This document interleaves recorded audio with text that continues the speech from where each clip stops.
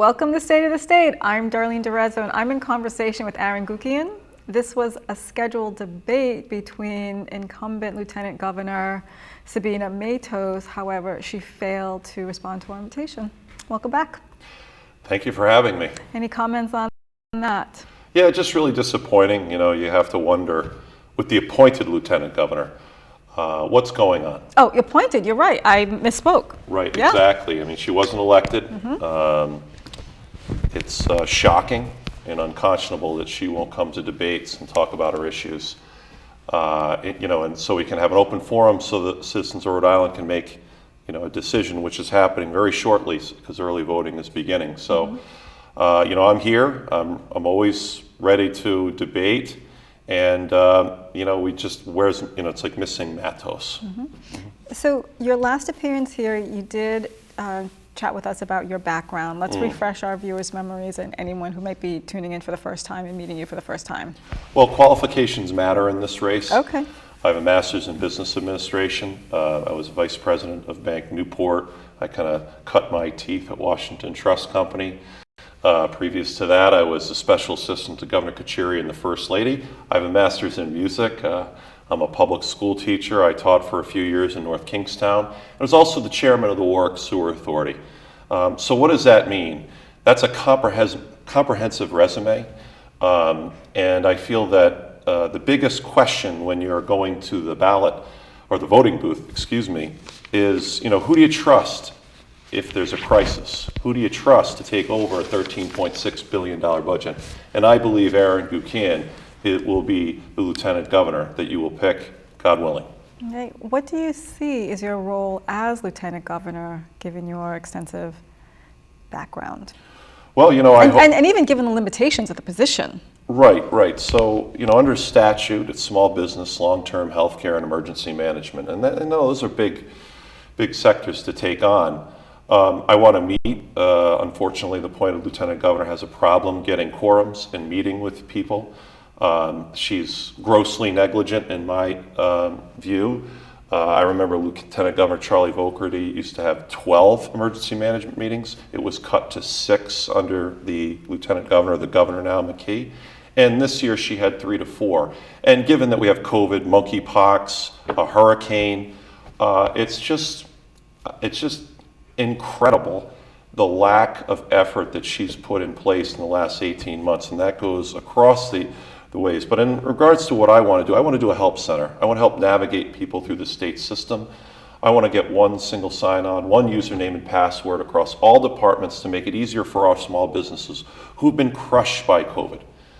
In addition, we have long-term health care. I'm sorry to interrupt. Do you know how many businesses have gone out of business during the course of the pandemic? Oh, that's a great question. I don't have that stat. Do you have it? I don't. Yeah, I mean, I just know, like, for example, the Beacon Diner. Been in East Greenwich for over 50 years, closed. But you're a long-term resident of East Greenwich. Correct. I grew up there. So and it's grew just up going to Beacon Diner. Correct. I loved it. And when you talk to owners of restaurants, there's fees, there's licenses, there's so many barriers to entry. And what I've proposed is that they get sort of a checklist, a guidance, and have them meaning the restaurant owners, pay all at once or maybe quarterly. I know with new businesses, there's inspectors, and they'll get clearance, and then unfortunately then there'll be a new inspector that goes back and can change, or will divert them down a new path. And what does that do? It doesn't not only cost money, but it takes their time. And it's just so difficult right now for these small businesses. So why can't we help them? And that's basically my platform. Okay, and what else is on your platform?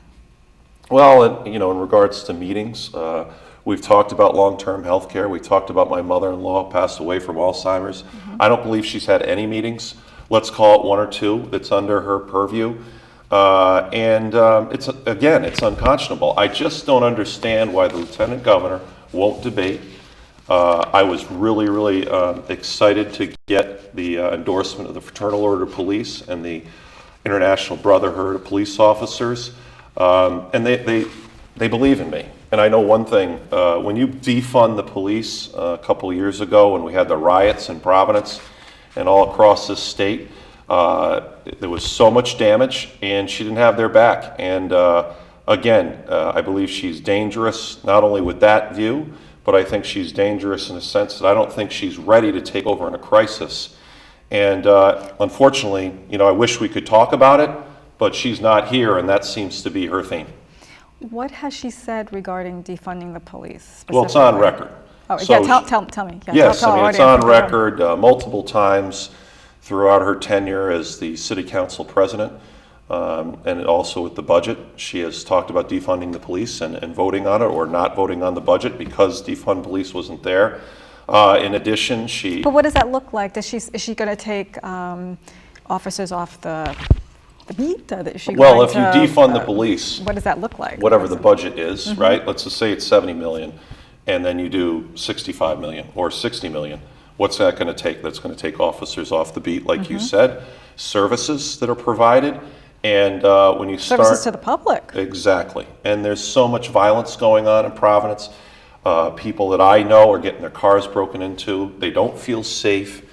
And in addition, what they also did when she was the city council president is put in those parking meters in Federal Hill, which has prevented people to go down there. Because I know my parents, my father, very old school, he'll drive around until he can get a spot. But why is he going to go to Federal Hill if he can just go to East Greenwich or Garden City without, the parking? So, I mean, with all of this, it's bad for business, it's not safe, and it's problematic. And the biggest problem is if you don't show up to things, geez, I mean, that's a crisis in itself. So she sent out an email.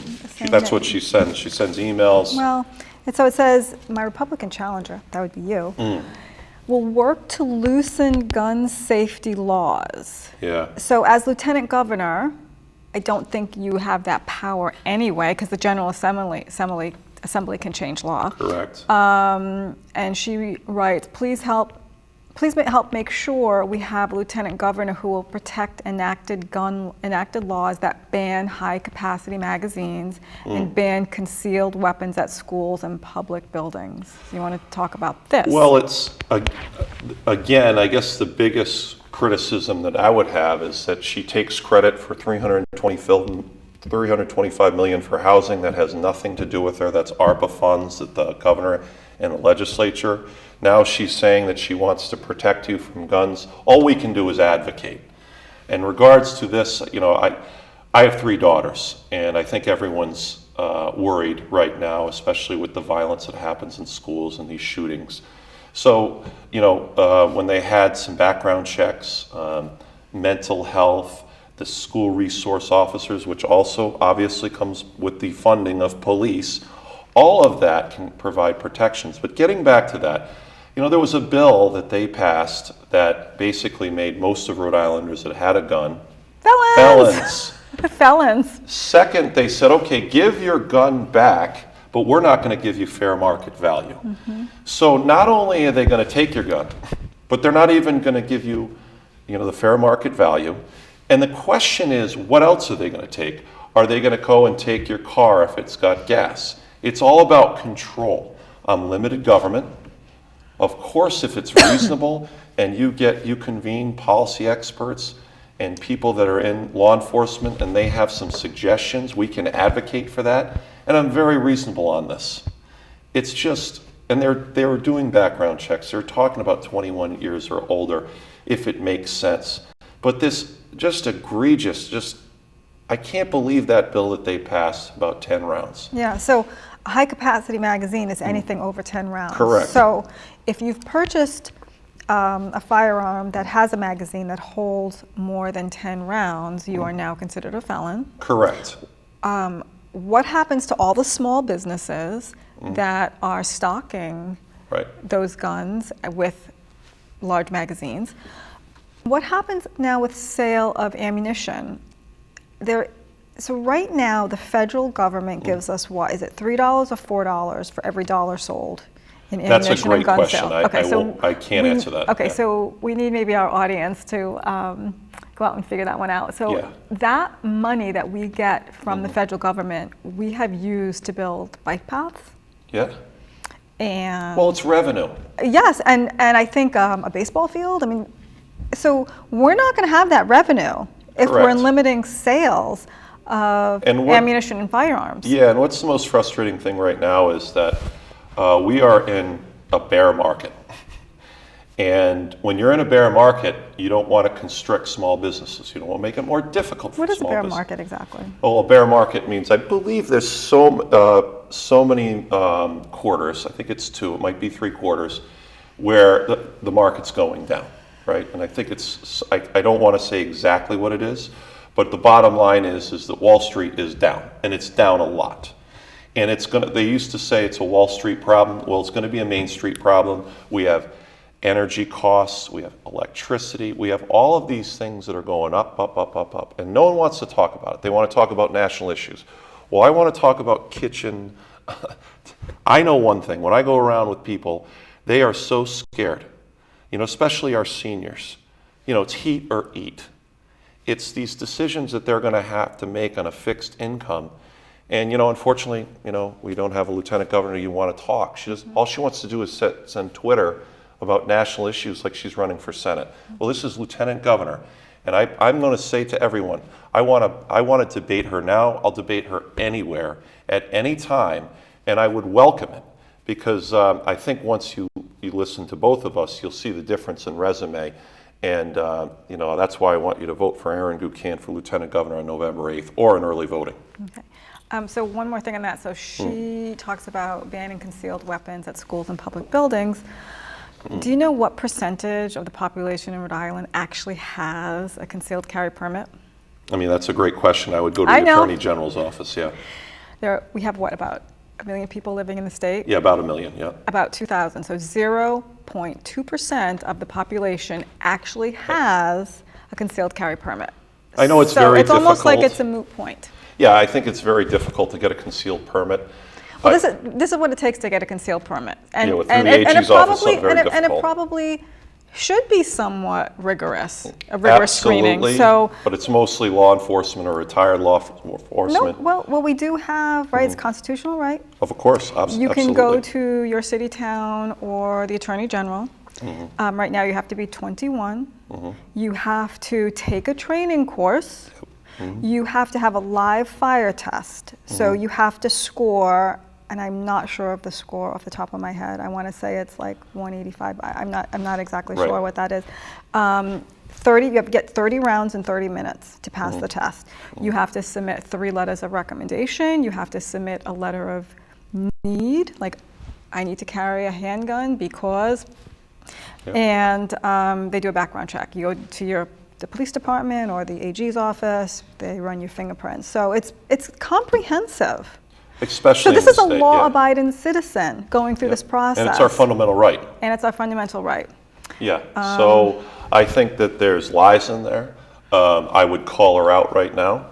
And again, you know, she's saying that you want to loosen these gun safety laws, and you just said that this is actually rigorous and comprehensive and should be. Why? She's saying you will work to loosen gun safety laws. Well, I would say, okay, so she's saying that I'm working to loosen. I think that what I'm talking about is the bill that was passed that was such an overreach. Right. And so that's what I'm talking about today. Good. So, okay. Thank you. And so I have some clarity on that. Okay. You want to move on to healthcare? What do you want to say about healthcare? Well, first of all, you know, I want to say this. I want to concede certain points, right? My background is definitely in finance, okay? And I do have background in emergency management only because I was in the governor's office during emergencies, so I know what the office does. What emergency was that? Refresh our memories. Well, you have the station fire. That's right. Where 100 people died, and I was 25, and I came in with the governor and first lady, so I was part of that. And what I say is, you can't rush experience and you can't teach experience, and I mean that. The second thing is we had tropical storms. We had the flood in 2010, where I was also on the board of the Warwick Sewer Authority, where that was flooded. So, you know, I've worked with the Adjutant General, which is the head of the National Guard. I've worked with the Colonel of the State Police. I know how emergencies, who are connected. But also, the important thing is you're going to meet. Now, in regards to long-term health care, what I really would like to do is bring have meetings, bring the experts together, listen, and say, what's going on the front lines, and how can I help, and how can I advocate? I would have a person with me that has a great background in healthcare and would be able to shepherd and give me some of that information so I can manage it up. I believe right now with our nursing homes, we really need to advocate for our nurses and our CNAs. We need to get more access to doctors. We need more doctors. And there's just so much you can do in regards to getting people together and then managing up. But you have to meet. You have to be there. You have to coordinate. And I'm not seeing that with the absent, appointed lieutenant governor. Okay. And she's absent tonight. Yep. Let's talk about mental health care. Yeah. So Eleanor Slater is licensed as a long-term acute treatment facility. Long-term acute. Yes. Yeah. Okay, so it has cost taxpayers $200 million since 2019. That $200 million covers Department of Health, Office of the Mental Health Advocate, Office of the Child Advocate, and the Governor's Commission on Disabilities. Those four agencies together, $200 million operating budget for the year. Right. So, it's a decrepit building. There's been allegations of insurance fraud. Well, I guess that was founded too. Yes. There was a sexual assault between patients. A patient assaulted another patient. This is a facility where patients are supposed to be monitored 24/7. How did that happen? I mean, can you speak to that? What's happening at Eleanor Slater and how we can improve how mental health care is delivered in this state?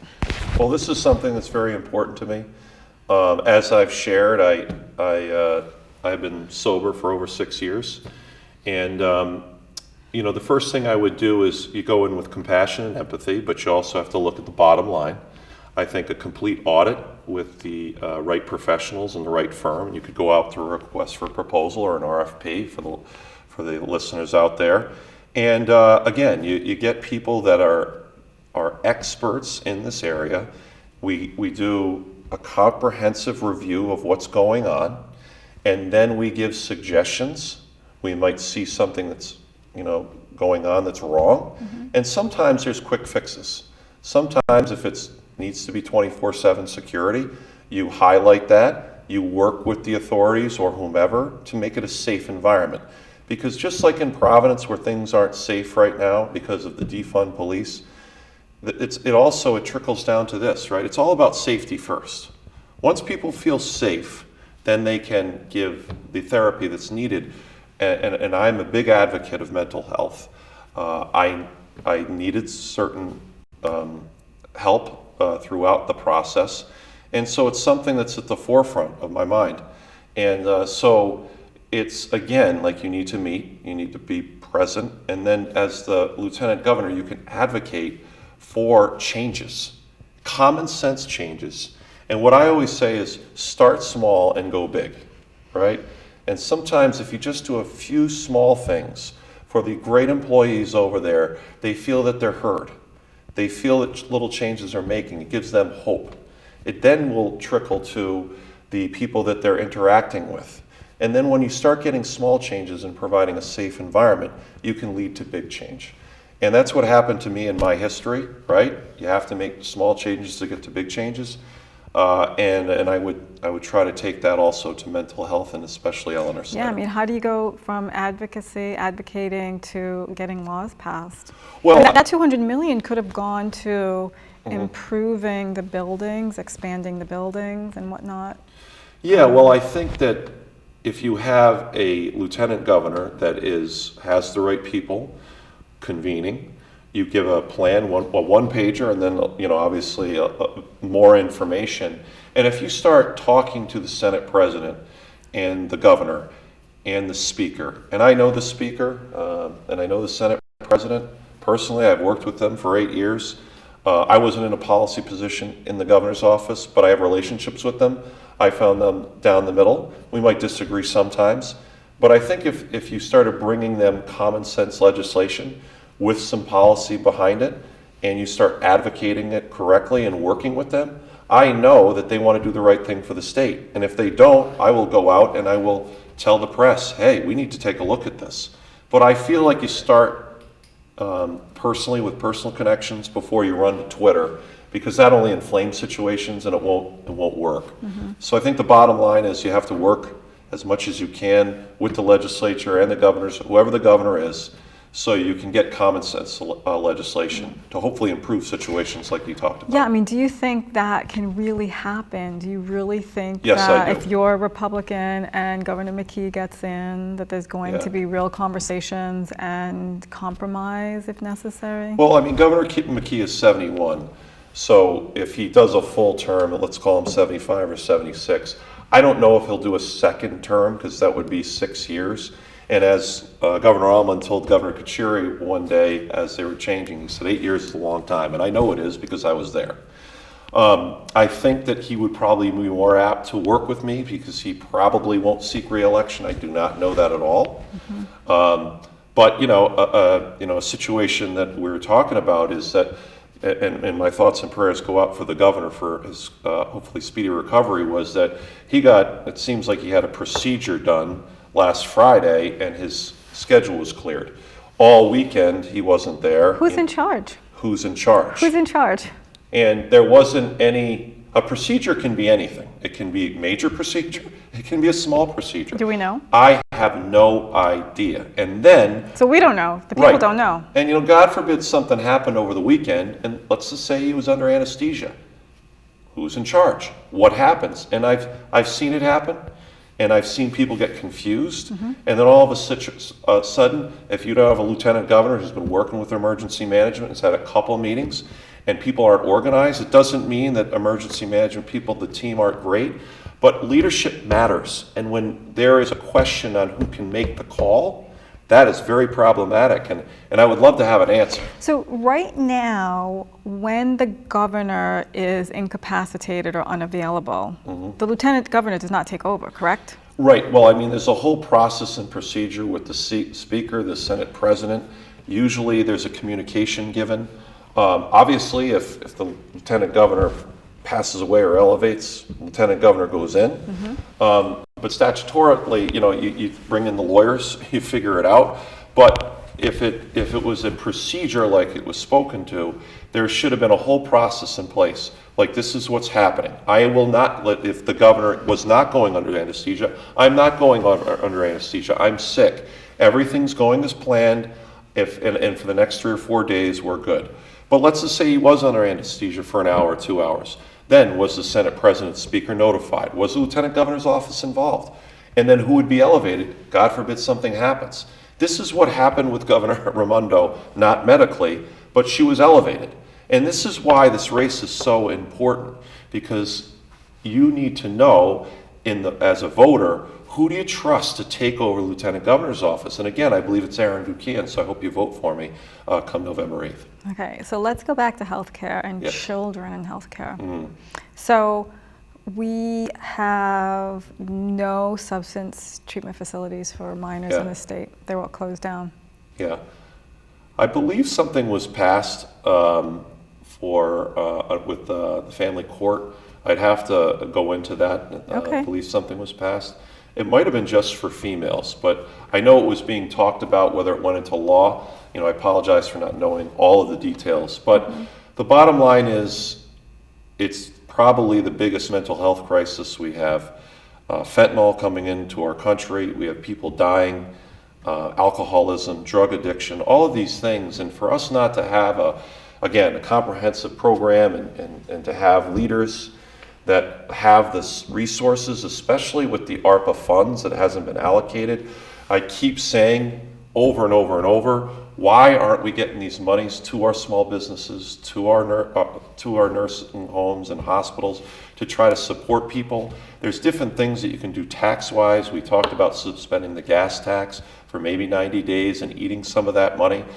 To make it a little easier. We have heating bills. We have so many different ways that we can use these monies, but just sitting on it and not doing it when the federal government gives it to the states to get it out to the community. And that's one thing about the help center, is that you can advocate and you can say, look, here's a great place to put these monies. We have a group of experts that have already convened multiple times. This is what they're advocating for the now, because people are hurting now. And that's why I feel that I would be the next, Aaron Guckian again for Lieutenant Governor. I know I'm repeating myself. It's a commercial. But it's important. And, she didn't show up. Again, she doesn't show up. Anything else you want to say about how childcare is delivered in the state? Well, I think how many group homes were sold? Yes, I was... Right? Do you know about that? Exactly. There's group homes that be sold. How come those facilities could not have been used for some sort of housing or whatnot, since we have a housing crisis? Correct, and we have this But that's the law. But doesn't the law say after 1 year of going unused, they have to be sold? Correct, and I was actually... But can we change the law? Well, right, and all of these things are very common sense.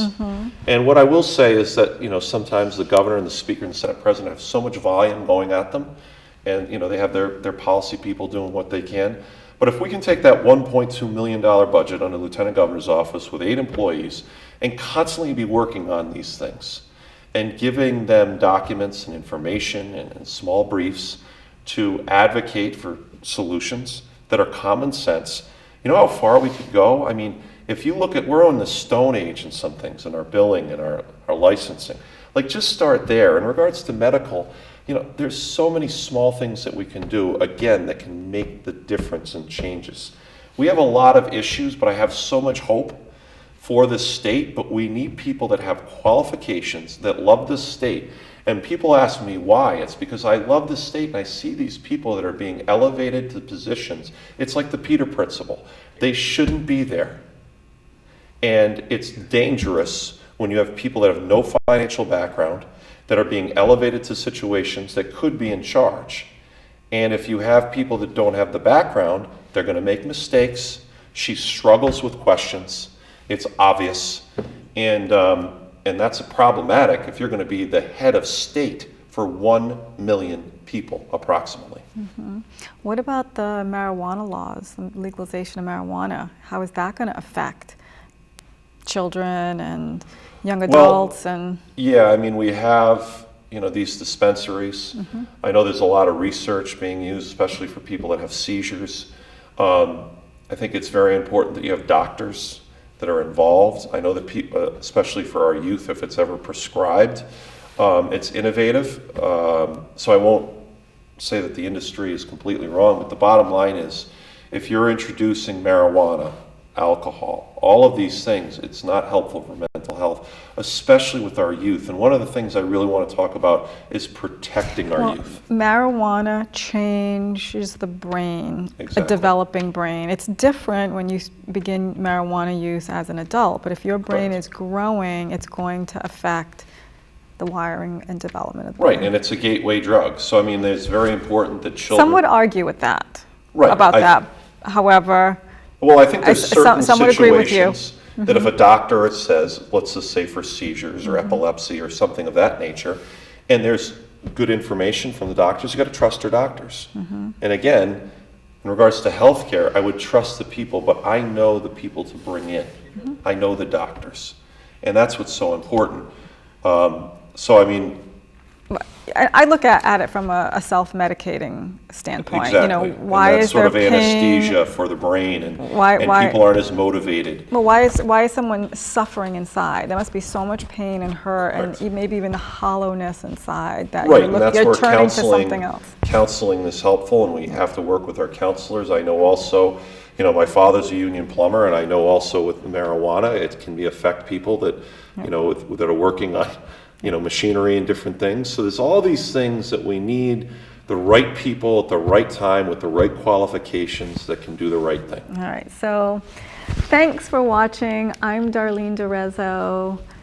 Vote on November 8th. Yeah, vote for Early Aaron voting. Guckian for Lieutenant Governor. I'd be so grateful, and I know we can change. And thank you again for such a wonderful interview. It's great to see you again. Have a great night.